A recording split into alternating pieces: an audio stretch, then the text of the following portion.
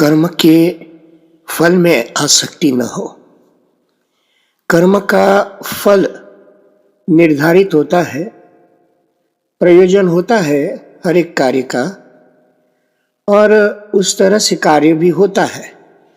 पर जब उस कार्य में आपको निर्धारित फल मिले या न मिले, उसमें आपकी आसक्ति न हो, यानी कि उससे आशा निराशा बनती रहे और जीवन में उथल पुथल जैसा लगे, ऐसा न हो।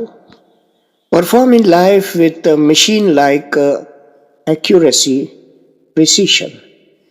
Yes, but the machine is also programmed to do a particular task or multiple of tasks in a process and give a particular outcome. In just the same way, you keep performing your dharma. अब ये धर्म गृहस्थाश्रम धर्म होता है। ये होता है आपका बाल्यावस्था में या तो ब्रह्मचर्य आश्रम में आपको पढ़ाई लिखाई करने का जो होता है वो आपका धर्म होता है, और परिवार की सेवा करना ये आपका धर्म होता है। इसमें बड़ी ही आप प्रिसीशन से काम कीजिए, प्रयोजन से काम कीजिए, प्लान करके काम कीजिए। इसमें कोई ढिलाई मत दीजिए, बराबर से लगे रहो। पर कर्मयोगी ऐसे ही बना जाता है कि फिर उसके अंदर आसक्ति नहीं होती। अपने कर्म में उत्कृष्टता जो होती है वो बनी रहे, और इसके लिए विषयों में आसक्ति और attractions towards the worldly things is not necessary. इंद्रियों के विषयों के जो अट्रैक्शंस होते हैं और उससे जो वो कंज्यूम करती रहती है इंद्रियां, मन, बुद्धि, चित्त और अहंकार, साथ साथ इंद्रियां सब कुछ जो है कंज्यूम करते रहती हैं। उस कंजम्पशन ऑफ इंद्रियों को संयमित रखना पड़ता है, तब जाके कर्म में सफलता प्राप्त होती है। विषयों में अतिशय आसक्ति से ऐसा होता है कि आप में डिस्ट्रैक्शन बहुत आ जाता है। आपका जो नियमित जीवन होता है, जो आपने प्रयोजन द्वारा अपने जीवन में नियम लाया है कि मुझे इस ऐसे ऐसे व्यवसाय में, मेरे ऐसी ऐसी जो बिजनेस में या प्रोफेशन में या नौकरी में जो भी हो, मुझे अच्छा काम करना है और समय से करना है, तो उसमें इंद्रियों की विषय आसक्ति ही बहुत बड़ी बाधा होती है। मन आपका भटकता रहता है, आप फोकस और कॉन्सेंट्रेटेड नहीं रह सकते।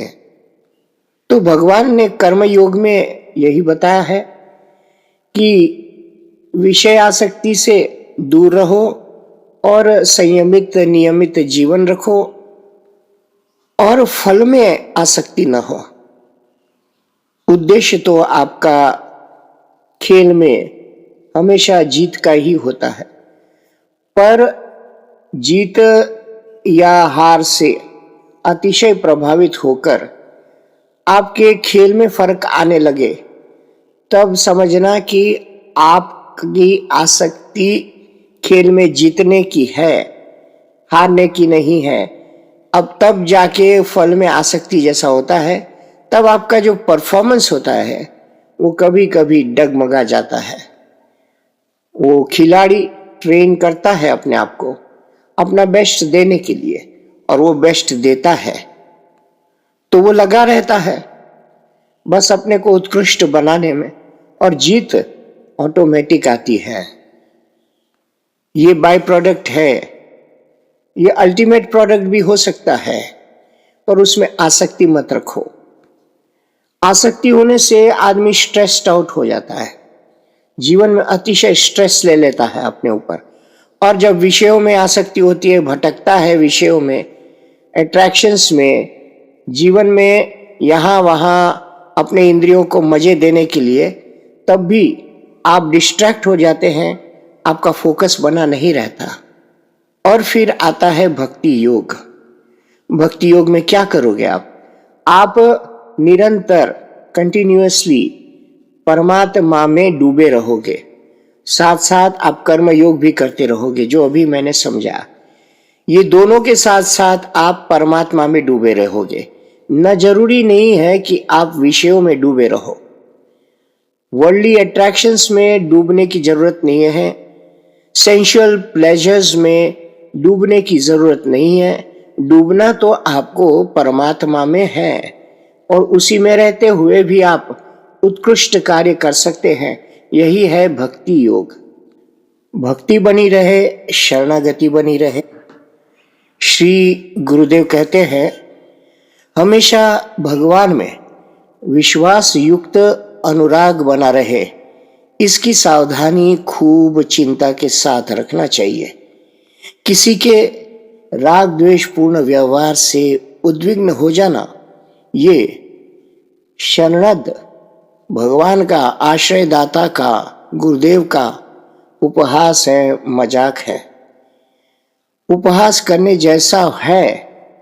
शरणागत है ऐसा कहते हो, मानते हो, फिर इतना क्षोभ और उद्वेग करते हो, ये उपहास नहीं तो क्या। गाली सुनी, अपमान सहा, तिरस्कार सही, तुम्हारे लिए किवाड़ बंद कर दिया गया इत्यादि जो भी व्यवहार होता है, इससे जितनी जल कमलवत अछूते रहोगे उतनी प्रसन्नता प्राप्त करोगे। और दूसरी बात यह है कि जिह्वा का उपयोग, रसना का उपयोग, गीता में कहा कि रसना को संभाल के रखो, तो जिह्वा को कैसे संभालोगे, ये बात भी आप सुन लीजिए। सब बातन की एक बात, कहते हैं तुलसीदास जी, सब बातें की एक बात तुलसी बताए जात, जीवन जो सुधारा चाहो तो राम नाम लीजिए। श्री भाई जी हनुमान दास जी पोद्दार ने कहा है, जिह्वा का असली उपयोग क्या है? भगवान का नाम लेना। रात दिन जीभ से भगवान का नाम जपता हुआ सब काम करे व्यक्ति, इसमें कोई आपत्ति नहीं है, इसे सभी कर सकते हैं। ये चीज तो इतनी सीधी सरल है और सर्वोत्तम है, इसमें तोल मोल कुछ नहीं लगता और समय नहीं जाता। तो आपके सारे काम काज करते हुए, तन से मन से काम काज करते हुए और जीभ से नाम जपे, ये तीन चीज असली भजन है। दिन रात भजन हो सकता है, सिर्फ एक जगह नहीं। जब मंदिर में जाए तो भगवान के श्री विग्रह के सामने बैठे तो उनकी षोडोपचार पंचोपचार से जैसी चाहे वैसी पूजा करे दिन भर, और सारे जगत के प्राणियों में भगवान को देखकर उनकी पूजा करे। सिया राम मैं सब जग जानी, करहु प्रणाम जोरी जुग पानी। सभी को प्रणाम करे, सभी की पूजा करे, शत्रु कोई नहीं, पराया कोई नहीं, सब हमारे भगवान के नारायण के रूप है। इस प्रकार से तीनों के द्वारा भगवान की सेवा करे तो जीवन भगवदमय जीवन हो जाएगा। फिर उसका परिणाम क्या होगा? हमारा जीवन भजनमय नहीं है, इसलिए उस आनंद की उपलब्धि नहीं है। जिनके है वे जानते हैं, भजनमय जीवन हो जाने पर भगवान का सानिध्य क्षण भर के लिए भी नहीं छूटता।